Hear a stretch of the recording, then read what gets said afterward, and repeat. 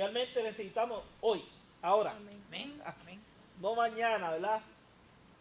Aunque el alimento del Señor siempre dura un poquito más, pero nos gusta el alimento fresco, el alimento que llena el corazón, ¿verdad? De usted. Que así como David oraba, vimos en el Salmo pasado, oraba al Señor y presentaba sus crisis delante de Dios, él decía que el Señor lo había sustentado en esos tiempos de crisis y que esto lo fortalecía a él porque le daba confianza. Y eso es lo que queremos. Amén. Que usted adquiera confianza en el Señor mediante la oración y que el Señor ponga un espíritu distinto. No el mismo espíritu, hermano. Yo sé cómo usted vino hoy aquí. Yo sé que algunos están enfermitos, otros están envielados, otros están que ni con un empujón se mueven, pero el Señor tiene una palabra para ti en esta noche. Y para mí, Amén. es como dice el hermano, ¿verdad? Nosotros somos los primeros que cogemos los cantazos, pero vamos a disfrutar la palabra de Dios. Amén. Vamos a orar. Señor y Padre Santísimo, en esta noche, delante de tu presencia, estamos orando a ti, Señor, suplicándote a ti, esperando que tu bendición, como tú dices en tu palabra, sea para tu pueblo. Que podamos disfrutar, Señor, en esta noche las bendiciones que tú siempre traes para tus hijos. Mira las preocupaciones de cada uno de los hermanos que están aquí presentes, pero también mira las preocupaciones de aquellos que no están presentes. Sabemos que tú hablas a nuestro corazón, Señor. Y tú quieres que nuestras vidas sean vidas triunfantes, vidas llenas del Espíritu Santo, vida en el cual tu palabra, Señor, tu presencia sea de manera gloriosa, Señor, en los corazones de nosotros. En esta noche, Señor, te pido por este estudio que vamos a estar llevando a cabo, que tú lo bendigas y desea de bendición para cada hermano. Habla tú, Señor, no yo. Mira nuestras ofensas, Señor, nuestros pecados, aquellas cosas que no son conformes, Señor, a tu naturaleza santa, quítala. Y pon en nosotros un espíritu enseñable, un espíritu, Señor, que podamos aprender de ti. Y que yo aprenda, Señor, también. Estamos en la mejor disposición de aprender. Estamos en ese momento, Señor. Te lo pido en el nombre de Cristo Jesús. Amén. Amén. Vamos a empezar por esto, hermano. La vez pasada estábamos viendo el Salmo 3. Vamos a ponernos en, como se dice por ahí, en ambiente. Estábamos hablando acerca de la oración, ¿verdad? Que mucho se habla de la oración. Que mucho se habla de la oración. ¿Alguien no sabe acaso algo acerca de la oración? Porque hay libros y montones de libros. A veces una crítica a los hermanos que a veces se paran aquí, ¿verdad? Y hablan acerca de la oración. Estamos saturados acerca de lo que es la oración y cómo orar. Cada vez que se trae un estudio acerca de la oración, yo tiemblo. Tiemblo porque estoy tan lleno que no me cabe más nada acerca de oración. Yo no sé si le pasa a usted. Pero ¿qué nos falta? Si usted sabe lo que es la oración, usted sabe los resultados de cuando usted ora, ¿qué es lo que va a pasar? ¿Qué nos falta entonces? Orar. ¿Verdad que es cierto? Orar. Hay que orar. Porque en la oración, cuando usted tiene la experiencia de la oración, Usted sabe lo que es la oración. Porque usted ora al Señor. ¿Y el Señor qué hace? Responde, ¿verdad? Y esa es la experiencia que usted va a tener con el Señor. Y eso lo motiva a usted a qué? A seguir orando, ¿verdad? Porque dice, contra, si el Señor me trajo bendición en el primer momento, a la arrancada, quiere decir que en la segunda seguirá con la bendición. Pero la oración es necesaria que se practique. No que se hable de ella, que se practique. Que tengamos la vivencia de la oración. Porque por medio de la oración, usted adquiere esa experiencia, esa intimidad con su Creador. La palabra, preciosa. La palabra, el Señor te habla por medio de ella. Y te dice a ti cómo tú y yo debemos andar. Pero cuando tú te metes en la oración, tú lo que estás es intimidando con el Señor. Tú te metes en el seno de Dios. ¿Y usted sabe una cosa?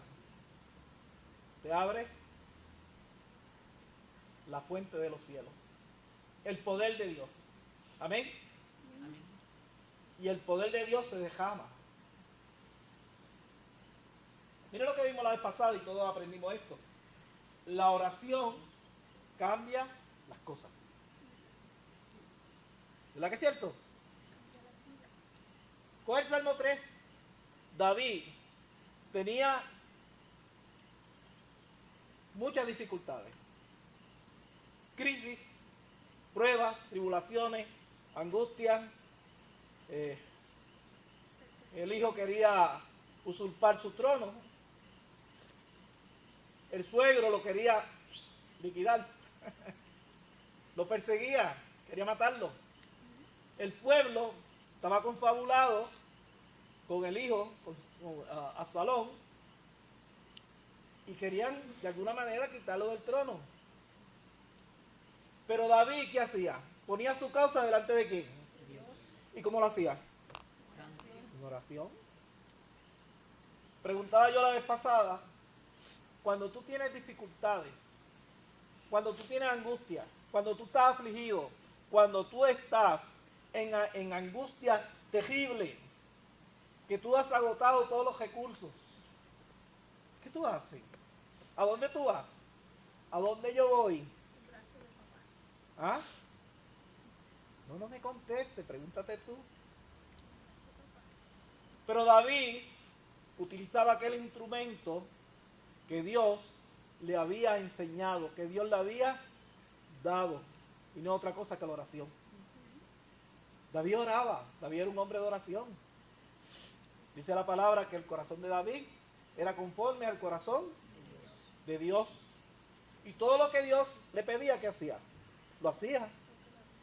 Porque era un hombre que, a pesar que tuviera tantas debilidades, tantas cosas negativas que muchas veces nosotros mencionamos, era un hombre que tenía a Dios en el primer lugar.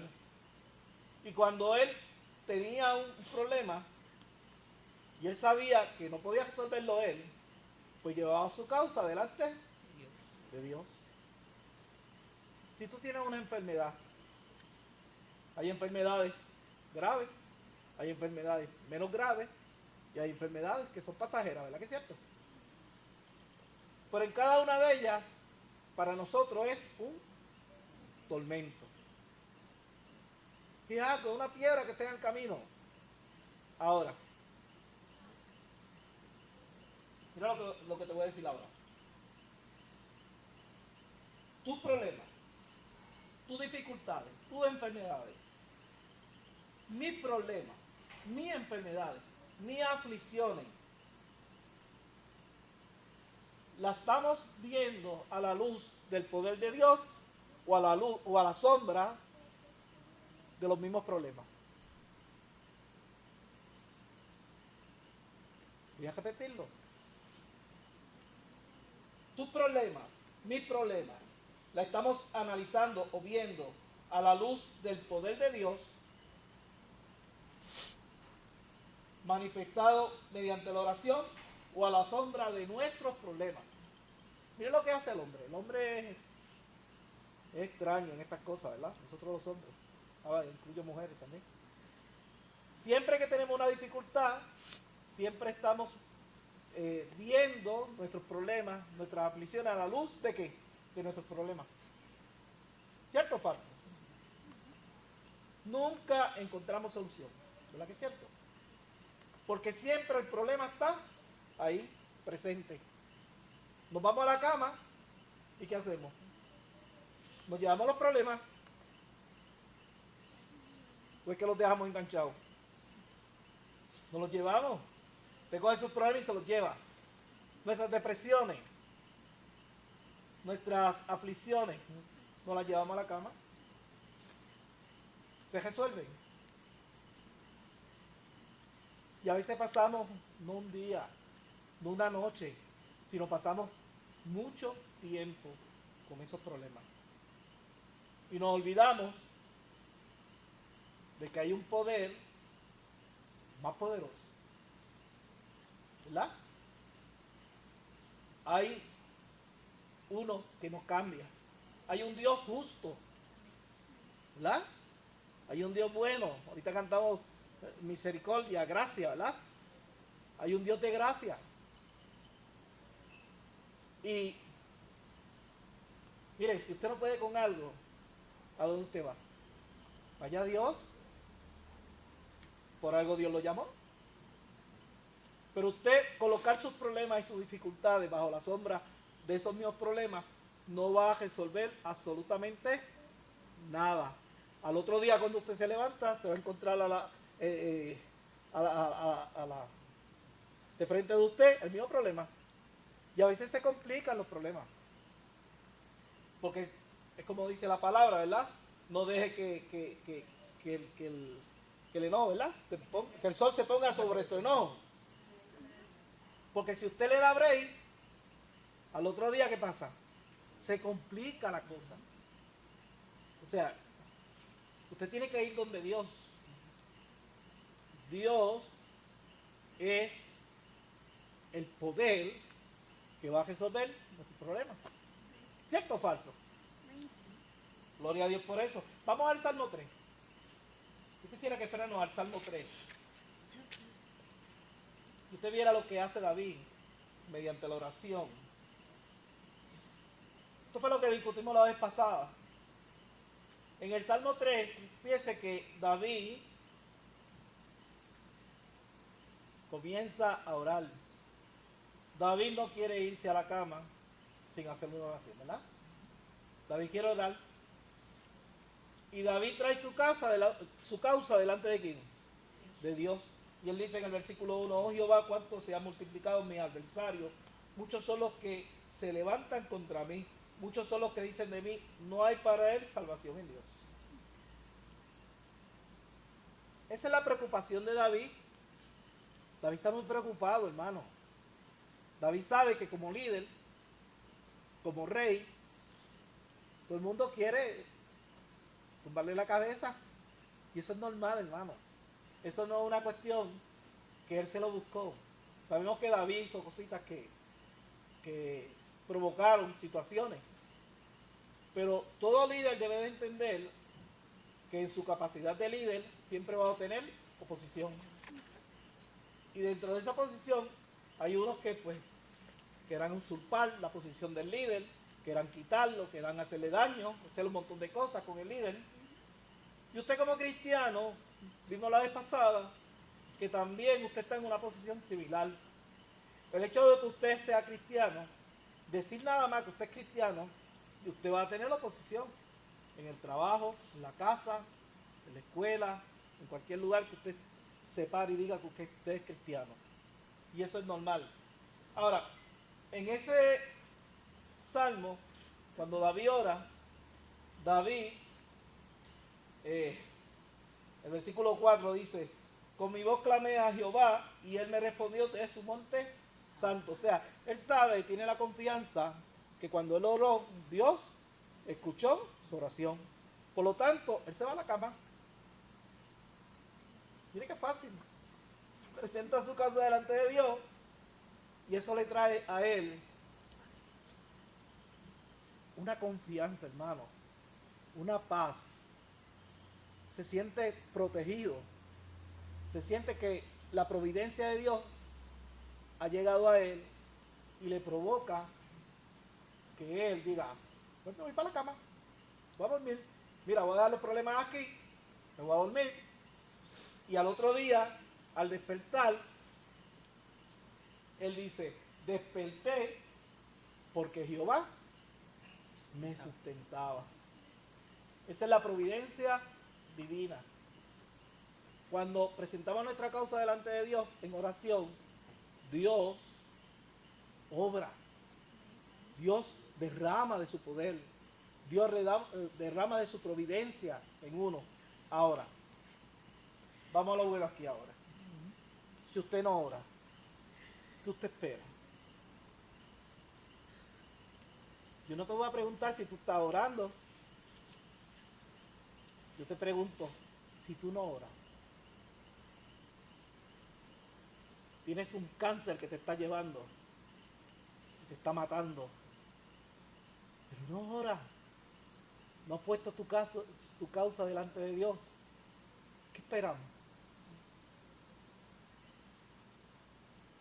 Tienes un problema económico que no hay quien te lo resuelva, pero no oras. ¿Qué tú vas a hacer? ¿Quién te lo va a resolver? El diácono. No. ya no tiene tanto, ¿verdad? Pero dígame usted, si no oramos, a veces uno escucha a las personas. A mí me gusta escuchar la radio y la televisión. Y a no le gusta que yo escuche la radio y la televisión, porque yo me enfoco mucho en las cosas que dicen. Pero miren esto. Si ustedes ponen a escucharlo, son quejas y tras quejas y quejas. Todo el mundo se queja, nadie tiene la solución. Pues mira, si nadie tiene la solución, vamos a ver dónde Dios, a ver si Dios realmente tiene la solución. Eso no es lo lógico. Pero la gente no va a Dios. ¿Y usted sabe por qué? Porque no tienen una disciplina, o no han desarrollado una disciplina a la oración. ¿Por qué usted cree que David oraba? ¿Ah? Porque se presentó el problema y había que orar. Y dijo David, está dirigiendo Michal los jueves, el círculo de oración, voy para allá. A ver si Michal presentó la causa delante del culto de oración jueves. Pues ahí se quedó. Pero eso, hermano, eso que estoy diciendo yo, dígame usted, ¿es lo correcto? ¿Qué podemos hacer aquí un jueves en un culto de oración? Si el llamado es para que nosotros individualmente oremos por los problemas que tenemos, claro, hay la oración congregacional, lo que nosotros hacemos de la iglesia oral, pero es que aquí solamente nos unimos un jueves, y en ese jueves se dicen tantas cosas que a veces salimos alborotados, pero no revueltos. ¿Oye?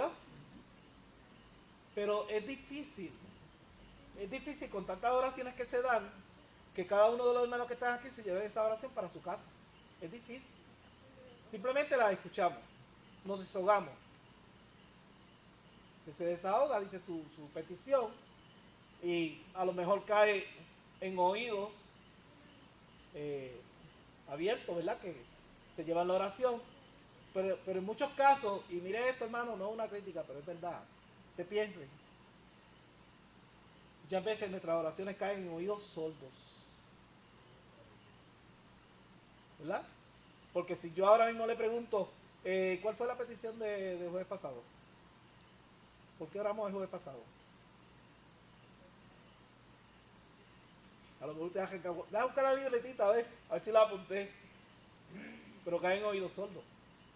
No, la oración es personal con Dios, es diaria con Dios. Tu problema, mi problema, yo soy el que tengo que llevarlo delante de Dios. David pudo haber llamado a los sacerdotes, ¿verdad? Oren por mí que estoy asfixiado, me quieren matar. ¿Pero qué hizo David? Oró, oró. Porque su costumbre era esa, orar a Dios. Y mire al final lo que David dice en ese capítulo 3. Dice, la salvación es de Jehová. O sea, en otras palabras está diciendo, el único que me puede librar a mí es Jehová. Porque la liberación viene de Jehová. El poder que se va a derramar del cielo viene de Jehová. No viene de los hombres. Mire, ¿qué puede hacer, bendito Michelle? ¿Qué puede hacer Michelle con tu problema? Añadir sus problemas a los tuyos. ¿Verdad que es cierto? No hace nada. O sea, de Jehová es la salvación. La liberación viene de Jehová.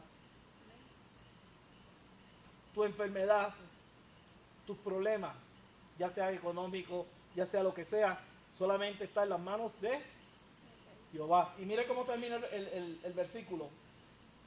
Sobre su pueblo sea tu bendición. Porque la bendición viene de ¿dónde? De Él. No viene del pastor, viene de Dios. Y eso lo entendía David. Y más que nada, la confianza de David estaba en eso.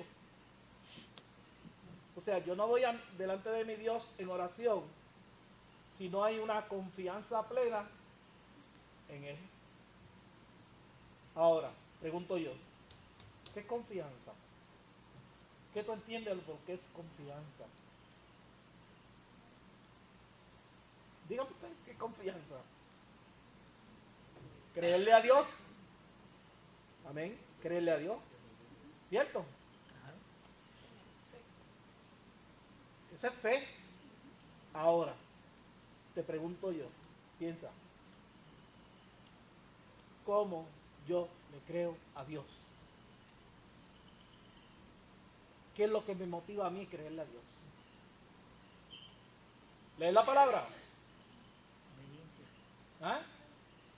La palabra yo la puedo leer, la palabra me dice tantas cosas, me define hasta lo que es fe. Y me dice que Dios nos ha concedido el creer. ¿Cierto o falso? Ahora, para yo poder tener fe y creer, yo necesito tener una experiencia con Dios. Si no existe esa experiencia con Dios, yo no me voy a acercar a Dios. David se acercaba a Dios porque David había tenido una experiencia con Dios. Y no la experiencia de la salvación, hermano. Es una experiencia continua, perseverante, constante con Dios. Cada vez que él tenía una dificultad y un problema, ¿a quién iba? A Dios. Él no iba a consultar a su ejército, ni iba a consultar a los sacerdotes, él iba a Dios. Porque sabía que en Dios estaba la bendición. Es maravilloso esto, hermano. Porque yo acercarme a Dios, me voy a acercar sin temores, sin obstáculos, sin nada que impida que mis problemas sean llevados delante de Él. Y es individual, a solas con Dios. En el lugar secreto con Dios. Ahí es que se sabe. Ahí es que usted va a entender cuán maravilloso es tu Dios. En esta iglesia se está hablando de esto mucho, ¿verdad que es cierto? O sea, nuestra intimidad con Dios es necesaria. Es necesaria. Usted tiene que sacar la intimidad con Dios. Porque en un momento determinado, tú te vas a encontrar solito y abandonado. Nadie va a estar cerca de ti. Y te vas a sentir así. El jueves pasado se dio una dinámica aquí acerca del amor. Y muchas veces pensamos que estamos solos, que nadie nos ama. Pero eso es falso. Eso es falso, hermano. No diga que nadie te ama. Porque Dios te ama a ti. Y me ama a mí. Lo que pasa es que el diablo mete en la cabeza de las personas que nadie nos ama. Que estamos desvalidos en ese sentido. Si fuera así, preguntémonos esto. ¿Dónde usted estuviera ahora? Lo que pasa es que hay situaciones que uno pasa, que lo van llevando a uno a este momento en el cual Dios te quiere hacer bien claro que te ama. Yo decía que aunque mi madre y mi padre me dejaran, ¿qué hace Dios contigo? Te recoge. ¿Verdad que es cierto? ¿O es falso eso? Nosotros somos el hijo pródigo. ¿Y pródigo qué significa, Golón? Golón preguntó eso, yo ni la había buscado. Pero es pródigo, ¿qué significa? Dice que es un derrochador, que deshace sus bienes, que abusa de la confianza. Estaba perdido, menciona así. ¿verdad? Era un hombre que estaba perdido, nosotros estábamos perdidos. Dice la palabra que estábamos muertos en nuestros delitos y pecados. ¿Y qué se odió? Extendió su gracia, su misericordia y nos recogió. ¿Eso no es un acto de amor? Es un acto de amor. Y damos gloria a Dios por eso. Ahora, fíjense que la oración nos da confianza en Dios. No es la palabra, hermano, no es la lectura de la palabra. La lectura de la palabra te fortalece, claro, te da conocimiento. Pero la oración trae confianza al corazón del creyente. Cuando usted ora en la intimidad con Dios, ¿cuánto hace que ustedes se conocen? 3 años y pico. Perdona que lo coja de punto, pero es que están aquí enfrente. 3 años y par de meses. 3 años, ¿verdad? Y han tenido una buena relación, una bonita relación. Pero eso ha tomado 3 años, Tiempo. ¿verdad? O sea, eso no viene de la noche a la mañana. Hubo tiempo para eso. Y en ese tiempo hubieron obstáculos, hubieron problemas, hubieron dificultades, pero se estableció una buena relación. Con Dios sucede lo mismo. Al principio, en la oración, pues vamos a estar tratando, pero va a llegar un momento en que la relación que usted va a tener con Dios es tal que en cualquier lugar usted va a orar a Dios. Yo quisiera que fuéramos a Efesios capítulo 6. Vamos a Efesios capítulo 6.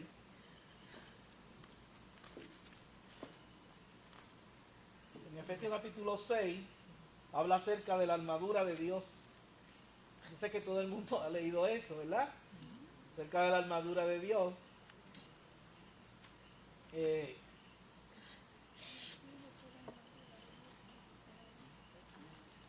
Pero mira lo que dice el versículo 11. Empezamos ahí. Dice, vestido de toda armadura de Dios para que podáis estar ¿qué? Firmes contra. Y el próximo versículo, ¿qué es lo que hace?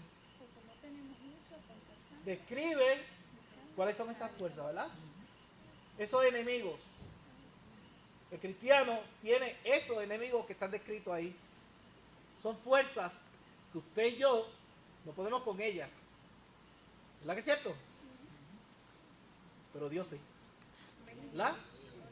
Por lo tanto, dice este pasaje que debemos estar vestidos. Versículo 12 describe eso. Mira el versículo 13 lo que dice. ¿Cuál es el propósito? El 13.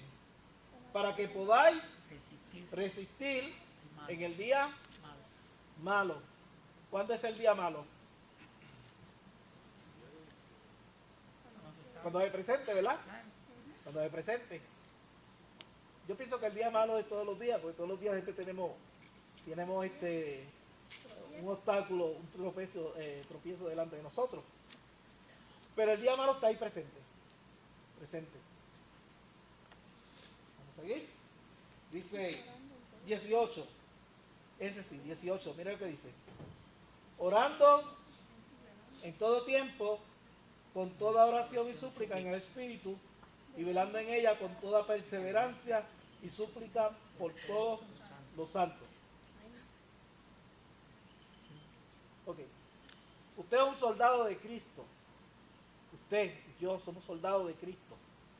Tenemos esa armadura. Esa armadura no es para yo ponérmela y cuando vaya a casa me la quito. No, eso es permanente. Eso es permanente. Usted tiene la armadura de Dios. Usted va a la guerra. Le preguntaba yo a la mujer mía, ajeno, yo le preguntaba, un soldado que está bien equipado y va a la guerra, ¿qué es lo que le falta?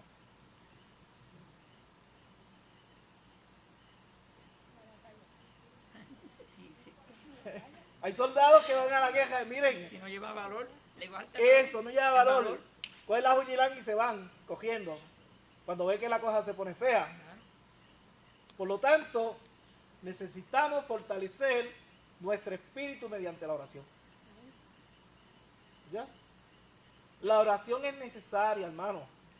Usted no puede ir a predicar el evangelio sin llevar parte de esa armadura orando al Señor.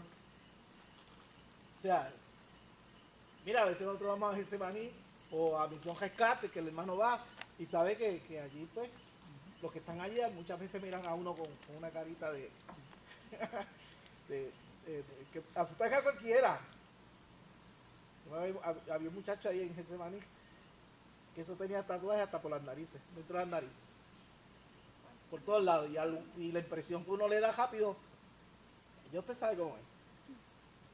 Pero necesitamos orar. La oración es parte de esa armadura. Es más, yo voy a decir más, es esencial en esa armadura.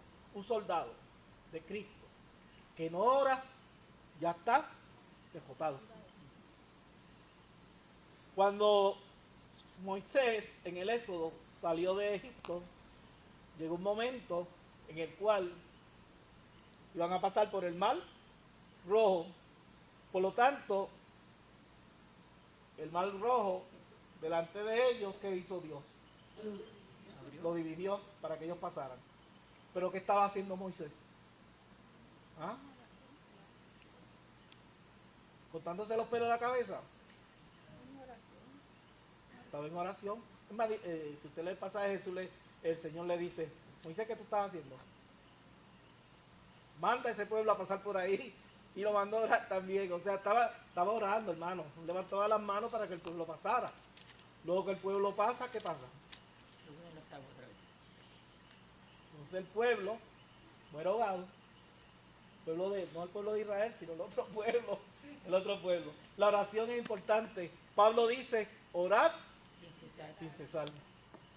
La oración, hermano, y estoy dando énfasis en esto, porque la oración debe ser un hábito en cada creyente. Debe serlo. Leemos la palabra, pero tenemos que orar. Muchas veces la poca fuerza que tenemos nosotros es por la falta de oración. Conocemos la palabra, conocemos los cultos, conocemos esto, conocemos aquello, decimos que tenemos mucha fe, pero no oramos. Y el poder de Dios, ¿cómo se va a derramar en usted? Porque la oración es la llave que abre y derrama el poder de Dios en los creyentes. Si usted no ora, ¿cómo aquel que usted le predica va a ser cambiado por la palabra que usted va a utilizar con él? Dice la palabra de Dios que el Espíritu Santo utiliza la palabra, ¿verdad? Y obra en el corazón de aquel hombre. Pero esa palabra, y eso necesita la oración, porque usted necesita interceder por esa persona. Usted tiene que orar. Ahora vamos al otro salmo. Vamos al Salmo 4 ahora. ¿Me están entendiendo, verdad? ¿Estamos bien? ¿O estamos más perdidos con Huevico? Si alguien no no entiende o alguna duda, alguna pregunta, la puede hacer. Yo no soy el experto, pero hablamos, negociamos. Mire el Salmo número 4. Ahora sí entramos al otro Salmo, el 4. Este Salmo se escribe un tiempito más cogido el primer Salmo, ¿verdad? Y este Salmo habla acerca de la confianza en Dios. Habla de lo mismo. Y aquí David retoma nuevamente la oración. Y dice, respóndeme cuando clamo, oh Dios de mi justicia. Fíjese que ya había tenido anterior ha tenido experiencia, pero aquí se ve que la oración, ¿qué es? ¿Qué es la oración?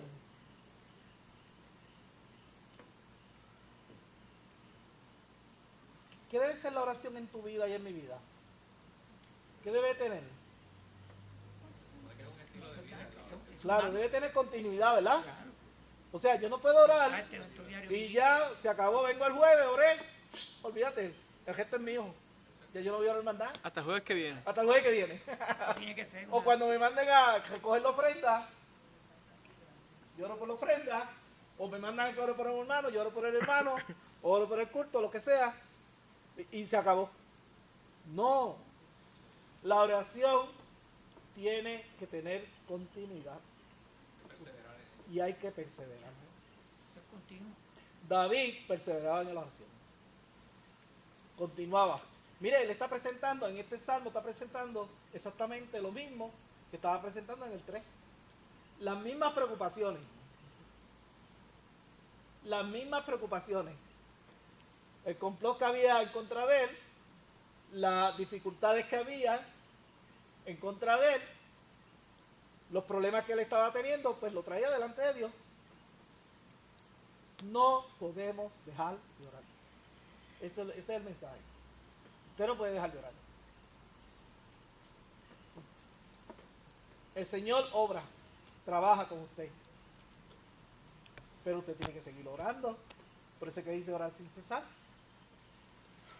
Pero si usted va a orar, Señor, tengo este problema, mira a ver qué tú puedes hacer, resuelve mi problema. Y luego que sabe por ahí se olvidó. Se olvidó. El Señor lo obra porque el Señor tiene misericordia, ¿yo? Su gracia, el Señor es misericordioso con nosotros. Y si es una enfermedad, el Señor te la puede sanar. Pero el Señor te está pidiendo a ti que continúes. No podemos echar la oración a un lado. Te la echa a un lado y después se olvidó. Pero como no creo la disciplina de la oración, qué difícil se te va a hacer cuando te digan, o cuando se acerque alguien a ti y te diga, mira, necesito que tú ores por mí. Sí, está bien, yo voy a orar por ti. Me fui.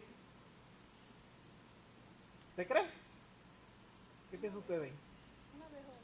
¿Qué piensa usted? Hay hermanos que se acercan a uno y le dicen, ora por mí. El otro día hermana Lucy me dijo, mira, ora por mi muchacho. Pero la realidad es que se nos olvida, ¿no? Pues lo único que tiene. Pero se nos olvida. ¿Oyó? Se nos olvida. No, que lo voy a escribir. Se pierde el papel. Ni lo miramos. Mire, la oración tiene que ser continua. Continua, continua, continua. ¿Usted quiere que esta iglesia eche para adelante? Métase a orar. ¿O no? Vamos a orar. ¿Verdad? Y usted verá como el Señor va a derramar poder, va a derramar bendición sobre su pueblo. Eso es lo que estaba diciendo David. Pero si no oramos, Y lo que ora es el hermano Junior solo y los demás no oran nada. ¿Dónde está el poder? ¿Dónde está el poder? Pero cuando la iglesia junta, se une en oración y oramos realmente como debemos orar, en la intimidad con el Señor, el poder de Dios se va a dejar. ¿Vio? Y usted verá cosas que usted nunca ha visto. Mira, usted no ha visto nada ni yo tampoco. Nosotros estamos ciegos a las bendiciones de Dios. Somos como el miope, lo que le llaman. A las bendiciones de Dios. Y eso es un problema. Eso es un problema porque el Señor tiene grandes bendiciones. Y estamos pues. A ver si el Señor nos tira las migajas. Como aquella mujer, ¿verdad? Que se alimentaba de las migajas que decía el Señor eran para los pejillos. Así estamos nosotros. Sobreviviendo con las migajas, pudiendo sentarnos a la mesa. Ah, ahí está. Eso es verdad. Lo que ha dicho el hermano es. Bien, ahora. Dice David en el versículo 1. Estoy en el versículo 1, capítulo 4. Dice. Cuando estaba en angustia. ¿Sabes lo que es la angustia, verdad? Todo el mundo sabe lo que es angustia aquí. Angustia es sufrimiento, ¿verdad? Tribulaciones, pruebas. Aquellos cositas que nos molestan. Dice, tú me hiciste ensanchar. ¿Qué significa eso? Llenarse. ¿Cómo? Llenarse de confianza. Ensanchar como la esponja que tiene. ¿Verdad? Uno cuando llega un poquito más viejo, como que se ensancha uno. No crece para arriba, yo. Crece para los lados. ¿Verdad o no? Crecemos. Pero, ¿qué realmente está diciendo David ahí? Cuando estaba en angustia, tú me hiciste ensanchar, engordar, Que le dio la victoria. extenderme. Dígame usted. Hablen. ¿Qué significa eso? No nos vamos a dar aquí hasta que usted me diga lo que significa eso. Tener confianza. ¿Cómo? Tener confianza. Confianza, seguridad, la fortaleza. Fe. Ajá. Ignoramos y tenemos confianza. Y eso es lo que está haciendo David. Pero en mi angustia, ¿qué hace el Señor contigo cuando te dice que te va? Me fortalece. Llena. ¿Cómo? Ajá. Mire, vamos a buscar un pasaje para que usted vea. Búsquese en 1 de Samuel,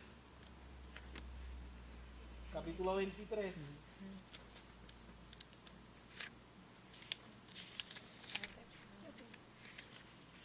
Samuel 23, versículos 26, 29.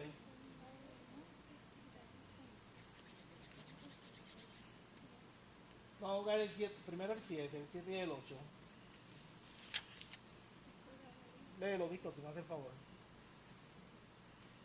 7 y 8. Dice así la palabra del Señor. Y fue dado aviso a Saúl que David había venido a Keila. Entonces dijo Saúl, Dios lo ha entregado en mi mano, pues se ha encerrado entrando en ciudad por puertas y cerraduras. Y convocó Saúl a todo el pueblo a la batalla para descender a Keila y poner sitio a David y a sus hombres. Keila es un poblado, ¿verdad? Que los filisteos de alguna manera estaban invadiendo y le hacía la vida imposible. Ya David había peleado con ellos y David pues había removido a los filisteos de ese lugar, pero que en estos momentos pues David peleó. A lo mejor los soldados de David estaban como cansaditos, ¿verdad? Pero el problema de David era que David estaba huyendo de Saúl, porque Saúl, ¿qué quería hacer con David? Matarlo. No tirarle flores, Quería matarlo. Ahora, mire los versículos 26 al 29. 26 y 29. Léelo, léelo, si no, por favor. En el mismo primera de Samuel 23, 23. del 26 al 29. ¿Lo tienen? Amén. Primera de Samuel 23, del 26 al 29. Búsquelo y leo para que usted vea qué es lo que se ¿yo? refiere. Sí, me hace el favor. Otra versión. Sí, lee esa versión. léela. Dice, Saúl y David estaban ahora en laderas opuestas de una montaña. Saúl y sus hombres comenzaron a rodearlos. David hizo todo lo posible por escapar, pero al parecer estaba perdido. En esto le llegó a Saúl un mensaje en el que se le informaba que los filisteos estaban atacando nuevamente a Israel. Y Saúl tuvo que abandonar la persecución y regresar a pelear contra los filisteos.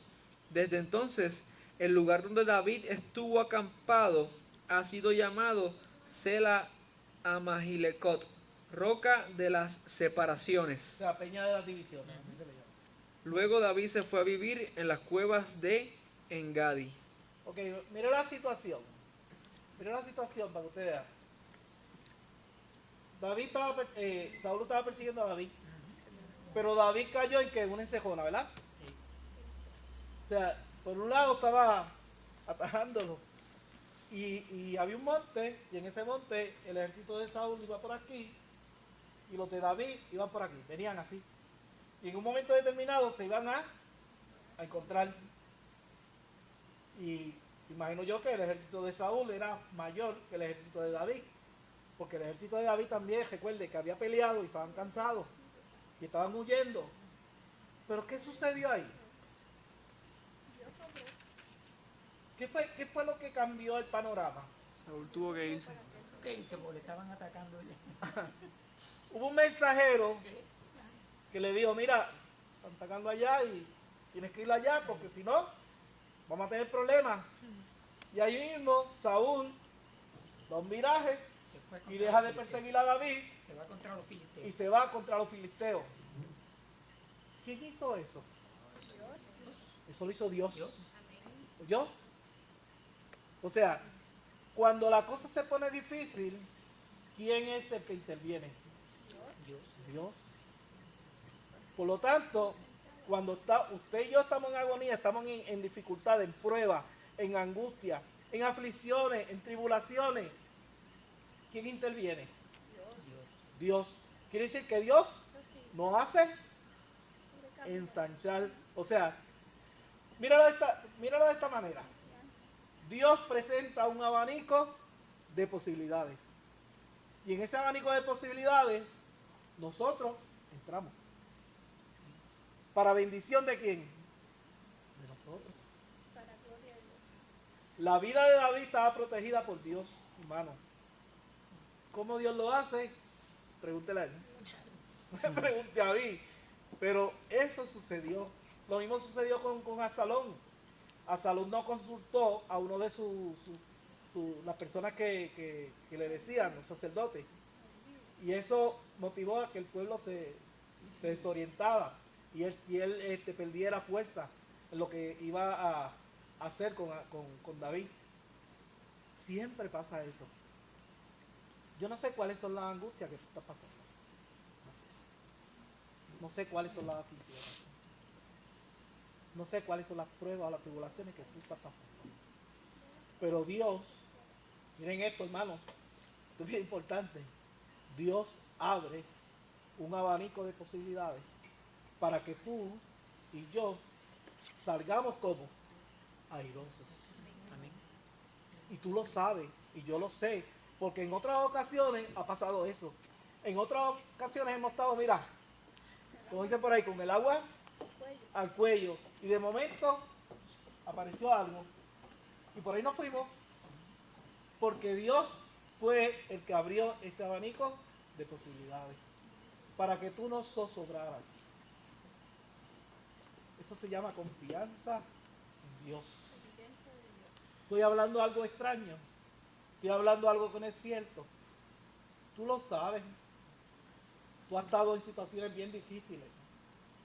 Sin embargo, el Señor te ha dado un camino de bendición para que tú camines. Lo que pasa es que muchas veces pues nos olvidamos que hay un Dios poderoso.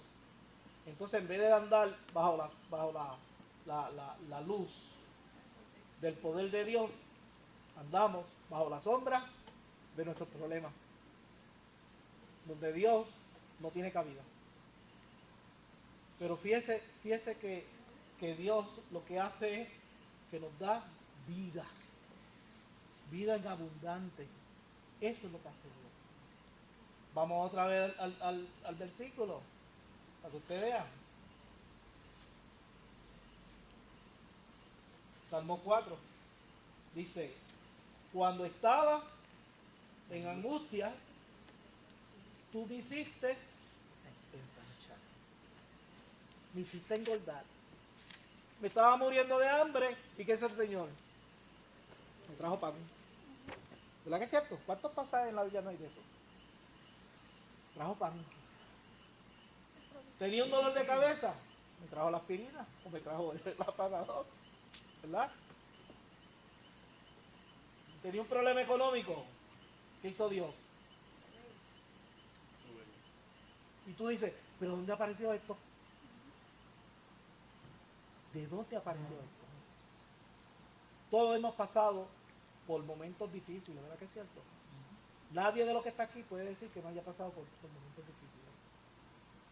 Sin embargo, la providencia de Dios ha sido contigo y conmigo. Y Dios, de alguna manera, abre su abanico de posibilidades para que tú puedas recibir la bendición de Dios. No cejemos nuestros ojos a las bendiciones de Dios. Dios es el Dios de bendición. Dios es el Dios de posibilidades. Dios es el que te saca a ti de aquel lugar donde la desesperación, la desesperanza, la agonía y muchas veces el dolor, y te lleva a un lugar mejor. Tú lo sabes que es así. Tenemos que confiar en Dios. En este pasaje de Salmo 4 es una oración de regocijo. Es una oración de gozo. Una oración en la cual el rey David se siente alegre y regocijado por lo que Dios ha hecho con él. Mira el versículo 7. Versículo 7. Tú diste alegría a mi corazón. Mayor, fíjate, mayor que los de ellos cuando abundaba su grano y su mosto. De aquellos que querían verme muerto, aquellos que querían usurpar mi trono, aquellos que querían verme, como dice por ahí, bajo la cuerda del trono, no se compara a la bendición que Dios me da. Eso es lo que dice. Por lo tanto, aquí se refleja un gozo, una alegría, un gozo que siente aquel que busca el rostro de Dios. Porque sabe que tiene un Dios que responde. Un Dios que no nos deja desamparados. Un Dios que en momentos difíciles está presente y nos ayuda. Que muchas veces queremos que las cosas no funcionen como nosotros queremos. Esos son otros 20 pesos, ¿verdad? Dios mueve su ficha como Él quiere que se mueva. No como tú quieres que se mueva. Pablo tenía un padecimiento. ¿Y qué le dijo el Señor? Bástate mi gracia. ¿Verdad? ¿Le quitó la enfermedad? No, No. me dio la fuerza. No, lo dejó con lo mismo. ¿Y qué hizo Pablo? Está bien, papá. No hay más nada que buscar. Tú eres mi Dios y tú sabes lo que haces. Lo que pasa es que a veces queremos que las cosas pues, ¿sabes? Queremos estar bien. ¿Y quién no? ¿A quién no le gusta eso? ¿Ah? ¿Se acuerdan de la canción? ¿A quién no le gusta eso? Sí, y usted pues quiere estar bien. Hay una canción que dice que uno quiere estar bien con mi Dios. Un himno. Pero eso es lo que vamos a buscar, ¿verdad? Estar bien con mi Dios. Hermano, busquemos a Dios en oración. Haga la oración un hábito en nuestra vida. Tratemos por lo menos. Empecemos. No es fácil, ¿verdad que no es fácil? Yo mismo me levanto temprano y a veces hay tantas distracciones que uno no... a veces la mente de uno empieza a orar a Dios y de momento viene otro pensamiento, porque esa es la mente de uno. Pero tenemos que hacer el esfuerzo de orar. Cuando usted vea la mano de Dios y el poder de Dios obrando en usted, usted va a decir, oye, que esto está bueno, vamos a seguir adelante. Vamos a ponernos de pie, vamos a orar. Y el martes que viene, seguimos. Lea ese salmo. Porque vamos a estar en ese salmo y hablando acerca de estos asuntos, porque son importantes. Pregunta.